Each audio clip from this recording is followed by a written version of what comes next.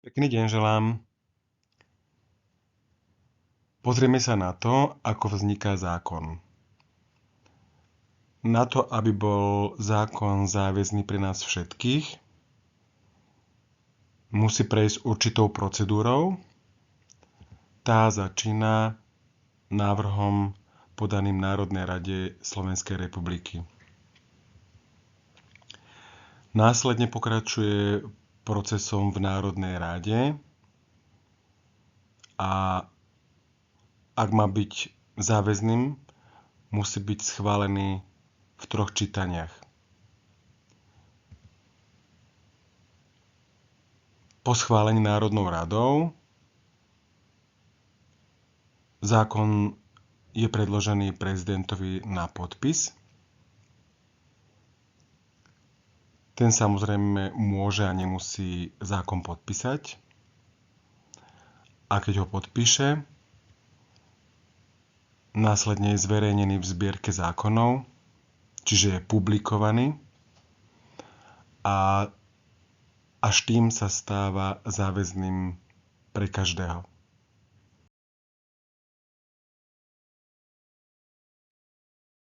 Môže predložiť návrh zákona do Národnej rady.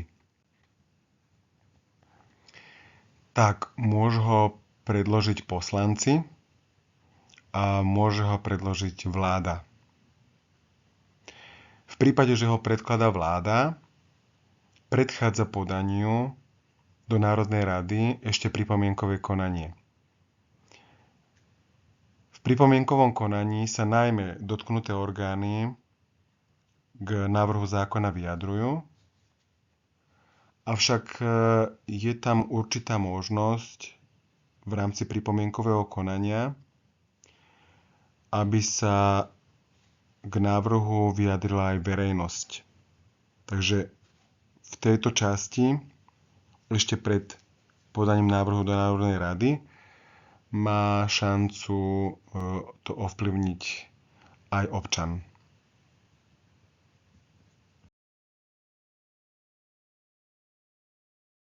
Teraz sa pozrime na proces v Národnej rade na príklade jedného z nedávno prijatých zákonov.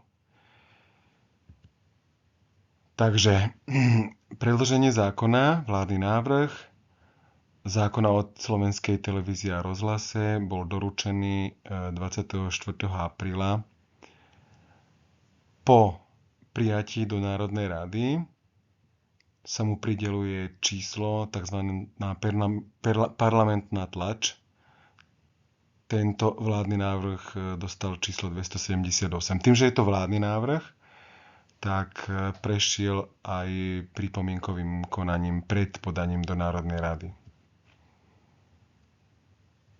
Dochádza k schvaľovaniu zákona. Prejde prvým čítaním. Návrh zákona bol prerokovaný počas 12. schôdze 22. mája. Prešiel druhým čítaním. Tento návrh zákona bol prerokovaný na 15. schôdzi, a to 20. júna. Prešiel tretím čítaním. Návrh zákona bol prerokovaný a došlo k jeho záverečnému schváleniu na tej istej 15. schôdzi toho istého dňa, 20. júna.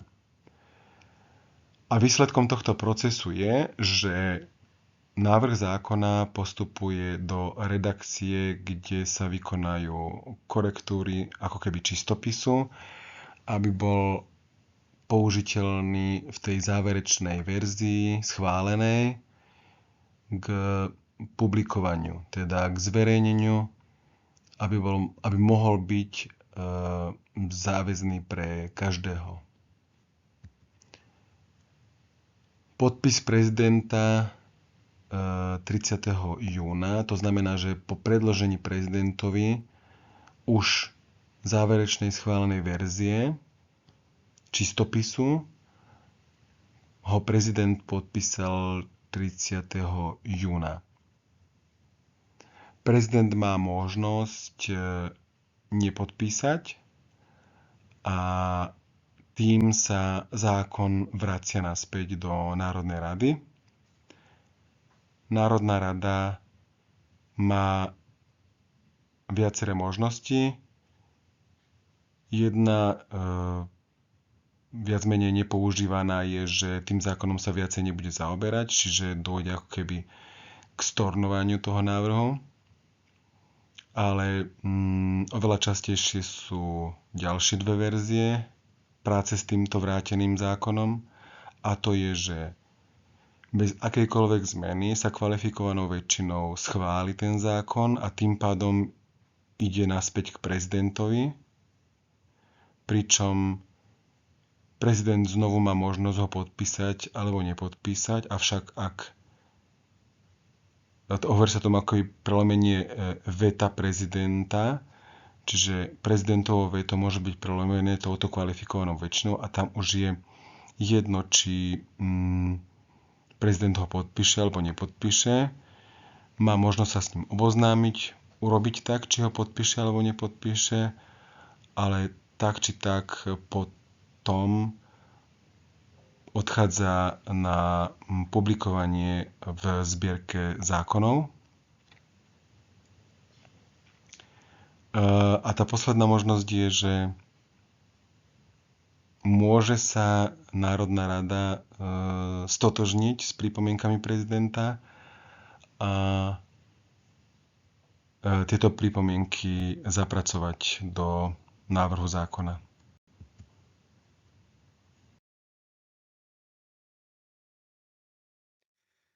Platnosť zákona nastáva vyhlásením alebo zverejnením alebo publikovaním v zbierke zákonov SR s prideleným číslom.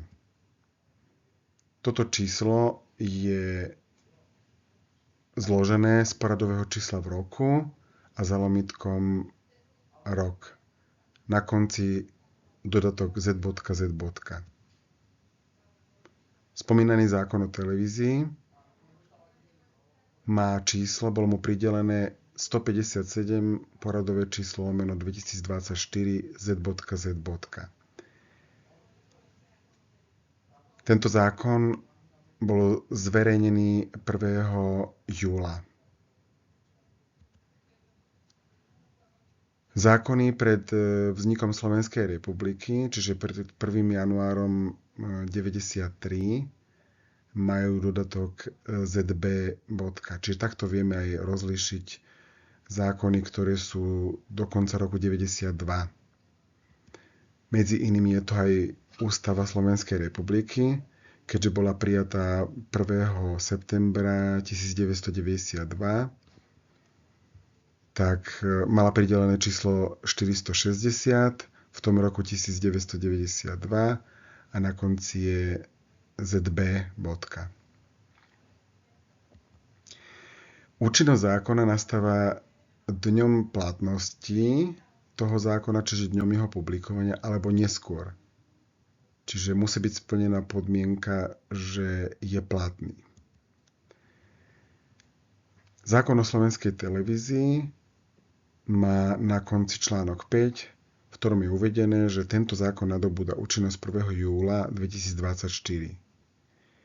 Drvivá väčšina zákonov majú ustanovenie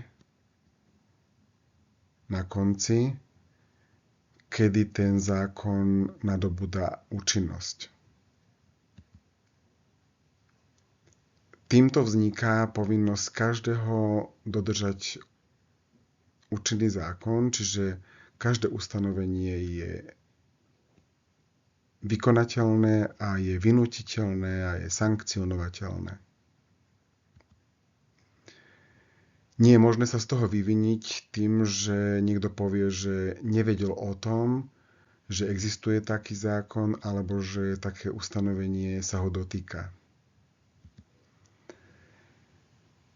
Takže každý platný zákon nemusí byť ešte účinný, čiže ten, ktorý je zverejnený v zbierke zákonov, ešte nemusí byť účinný, ale ten, ktorý už je účinný, musí byť aj zároveň platný. Takým typickým príkladom je napríklad daňový zákon, ktorý má v sebe sadzby pre daný rok a napríklad môže byť schválený v septembri 2024 s daňovými sadzbami platnými pre rok 2025 alebo účinnými pre rok 2025.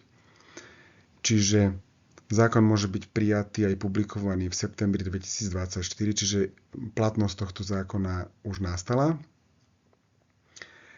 Ale v zákone je uvedené, že účinnosť tohto zákona alebo ustanovení o tých daňových sadzbách sa týka roku 2025. Takže zákon je platný už 2024, ale účinnosť, čiže vykonateľnosť, vynútiteľnosť, sankcionovateľnosť je za dodržiavanie od roku 2025, 1. január. Ešte podotknem nakoniec, že akokoľvek starý zákon môže byť či už zmenený, alebo úplne zrušený len zase zákonom.